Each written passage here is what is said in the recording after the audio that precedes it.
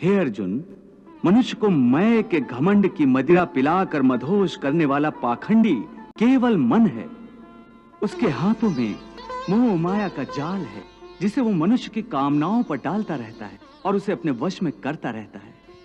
ये मन शरीर से भी मोह करता है, अपनी खुशियों से भी मोह करता है और अपने दुखों से भी। खुशियों में खुशियों से भरे गीत गाता है, तो दुख में दुख भरे गीत गुनगुनाता है। अपने दुख में दूसरों को शामिल करके उसे खुशी होती है। किसी भी प्राणी को उसका मन जीवन के अंत तक अपने जाल से निकलने नहीं देता।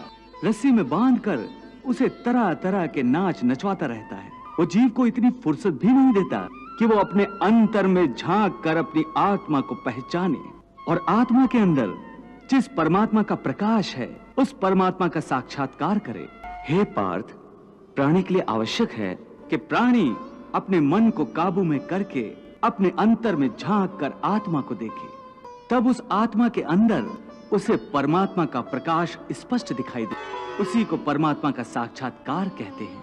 तुम तो कहते हो कि अपने अंतर में झांक कर आत्मा को और उस आत्मा में प्रकाशित परमात्मा को पहचानो, अर्थात आत्मा से अलग कोई और है जो आत्मा को पहचानेगा।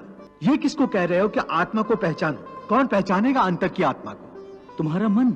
मन? हाँ, तुम्हारा मन।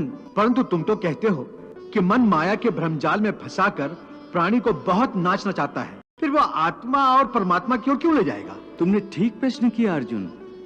उसका उत्तर यह है कि जब तक तुम अपने आप को मन और विषयों के अधीन रहने दोगे, तब तक वो तुम्हें नाच नचाता रहेगा।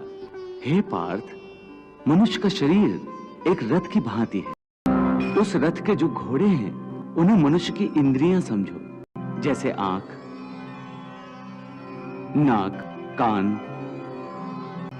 मुख, जीवा आदि। उन इंद्रियों को, घोड़ों को जो सारथी चलाता है वो सारथी ही मन है, और उस रथ में बैठा हुआ जो उस रथ का स्वामी है वही आत्मा है। मनुष्य की इंद्रियां अपने विषयों की ओर आकर्षित होती रहती हैं और उसका मन इंद्रियों को उनके विषयों की ओर ही दौड़ाता रहता है।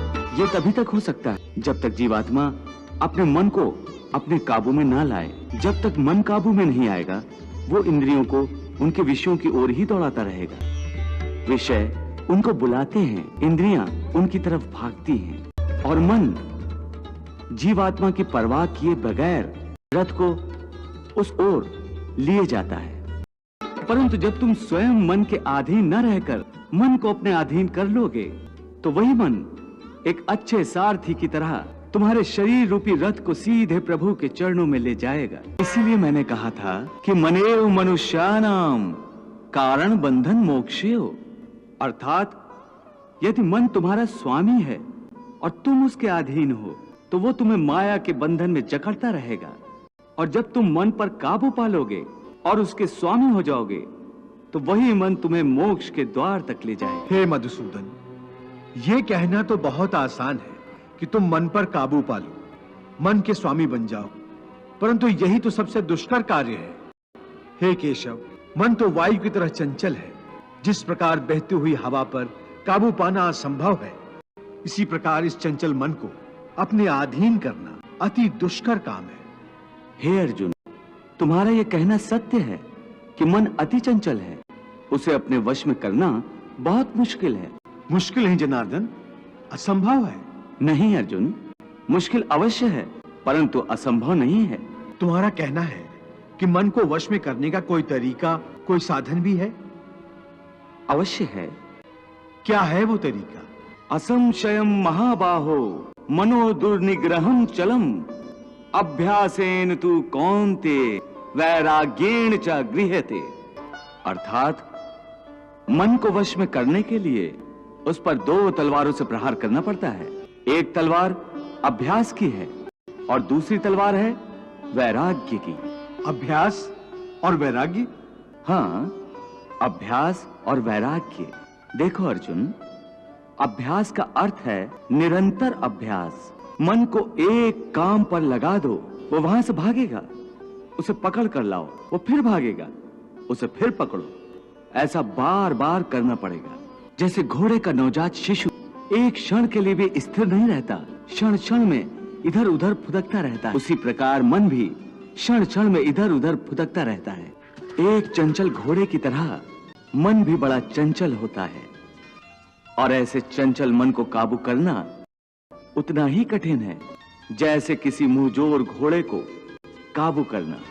ऐसे घोड़े को काबू करने के लिए सवार जितना जोर लगाता है, घोड़ा उतना ही विरोध करता है और बार बार सवार को ही गिरा देता है। परंतु यदि सवार दृढ़ संकल्प हो तो अंत में वो सरकश घोड़े पर सवार हो जाता है। बस फिर वही घोड़ा सवार के इशारे पर चलता है। उसी प्रकार मन को भी नियंत्रण की रस्सी में बांधकर बार बार अपने रास्ते पर लाया जाता है, तो अंत में वो अपने स्वामी का कहना मानना शुरू कर देता है। इसी को कहते हैं अभ्यास की तलवार चलाना। जब अभ्यास की तलवार से ही मन ठीक रास्ते पर आ जाए, फिर वह दूसरी वैरागी की तलवार की क्या आवश्यकता है? उसकी आवश्यकता इसलिए है कि एक बार ठीक रास्ते पर आ जाने के बाद मन फिर से उल्टे रास्ते पर न चला जाए, क्योंकि उल्टे रास्ते पर इंद्रियों के विषय उसे सदा ही आकर्षित करते रहेंगे। मिथ्या, भोग, विलास और काम की तृष्णा उसे फिर अपनी ओर खींच सकती है। इसलिए मन को यह समझना जरूरी है कि वो सारे विषय भोग मिथ्या हैं, असार हैं, योग माया के द्वारा उत्पन्न होने वाले मोह का भ्रम है। मन जब इस सत्य को समझ लेगा तो उसे विषयों से मोह नहीं रहेगा, बल्कि उससे वैराग्य हो जाएगा। और यही वैराग्य की तलवार का काम है कि वो विषयों के मोह को काट के मन को सन्यासी बना देती है। हे केशव, ये जो तुम वैराग्य की बात करते हो, ये तो तभी आ सकता है जब प्राणी को आपकी इस बात पर विश्वास हो जाए कि ये सारा जगत वास्तव में मिथ्या है, नश्वर है। परंतु आपकी माया के प्रभाव से वो सत्य जान पड़ता है। इस परम सत्य के ज्ञान पर विश्वास हो जाए तभी तो वैराग्य होगा। बिल्कुल, ज्ञान ही मनुष्य के हृदय में वैराग्य पैदा कर सकता है, और वही सच्चा ज्ञान मैं तुम्हें प्रदान कर रहा हूँ। तुम तो प्रदान कर रहे हो कृष्ण, परंतु मेरा मन उसको ग्रहण क्यों नहीं कर रहा? क्योंकि अभी तक तुम मोह और भ्रम के अंधकार से बाहर नहीं निकले, इसलिए तुम उस ज्ञान को ग्रहण करने में असमर्थ हो। वाह प्रभु वाह।